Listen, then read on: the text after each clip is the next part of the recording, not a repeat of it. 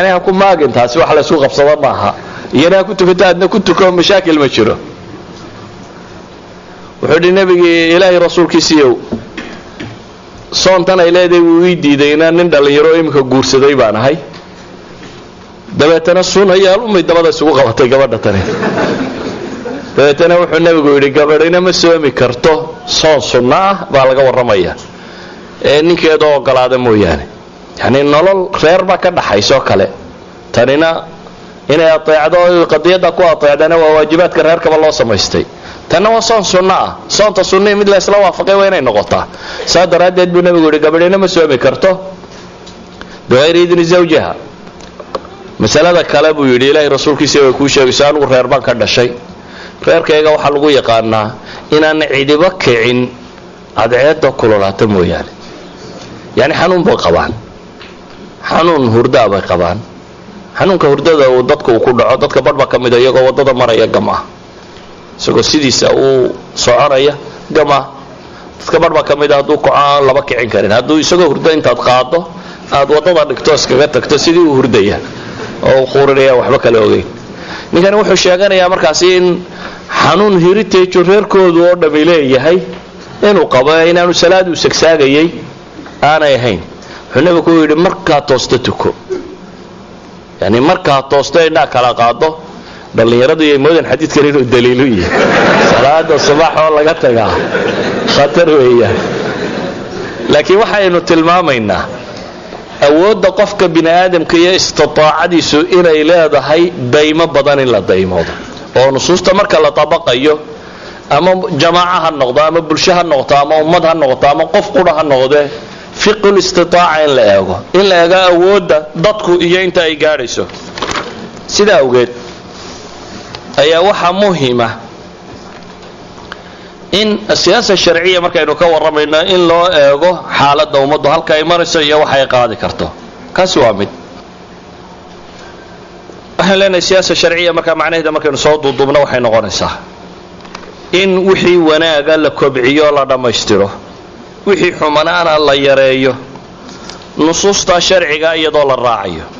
haddii qadaayaadkan sida shariicadu isugu miisaantay si aan ahayn la damco in la isugu miisaamo dhib badan ma ka dhacaysa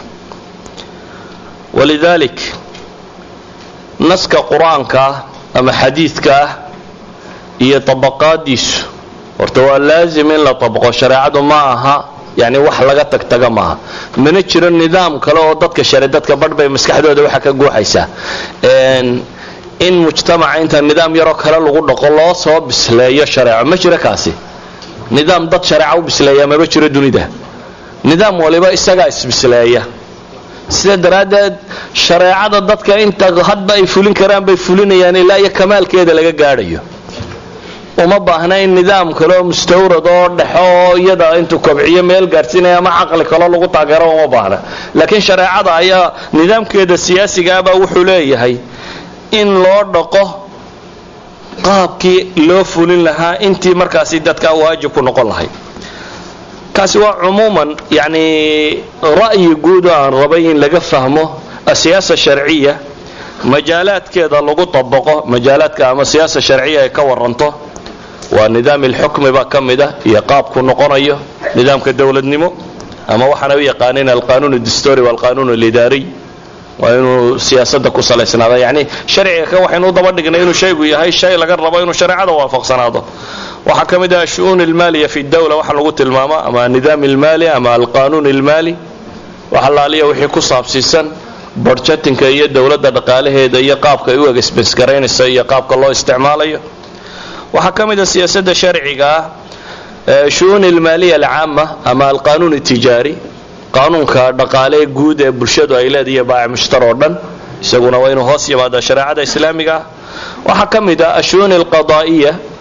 وحلالية وحي قصاب سنة قابك محكمة هي إجراءات كدية مرافعات كدية بوليس كدية بساسيس كدية دم بارس كدية وحاس قصاب سن شريعة يعني النظام بكالادي وحكمت الشؤون الجزائية والجنائية وحي قصاب سيسن التشريع الجنائي والقانون الجنائي قانون كان كريمينال كالله يقانو يا وحي قصاب سيسن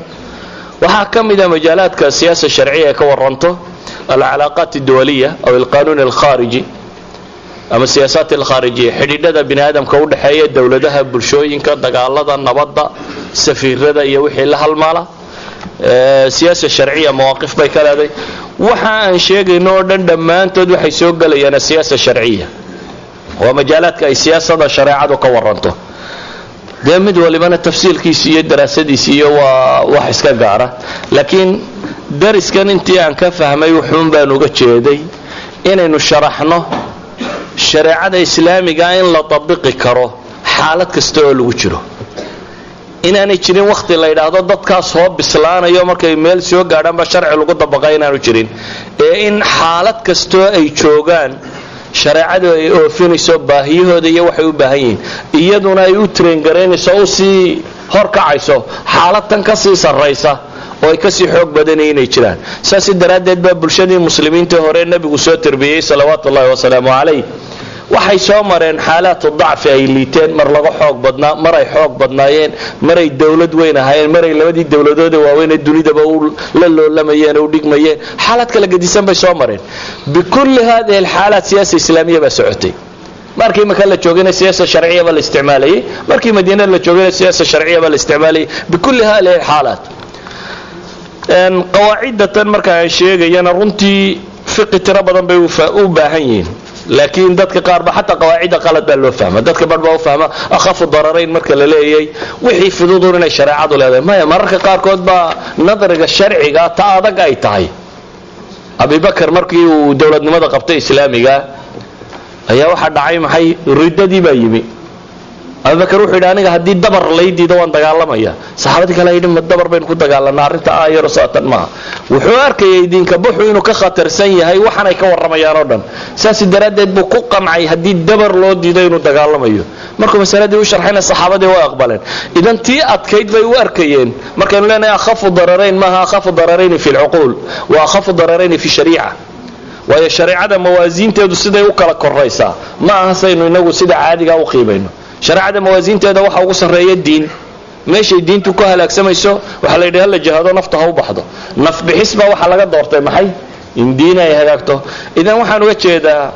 قواعد إنه شوية إن حتى الشرع ودي التفسير كودا أوباهن فهم شرعي في عنا شريعة الله أركو على كل الموسر ويدين اعتاقين ومالينا يا هل كان سنكون شوشيري والله أعلم بالله التوفيق القول فيتبعون أحسنه waxaan inaas ku joojin doonaa insha Allah taala muxaadaradii saddexaad waxaan tukan doonaa salaadii casar iyo nasasho ku jirta insha Allah taala waxaan isugu soo noqon doonaa muxaadaradii maanta ugu dambeysay oo inoo geli doona Dr. Ali Maxamed Saalax marka waa nasashadii iyo salaadii casar insha Allah taala salaam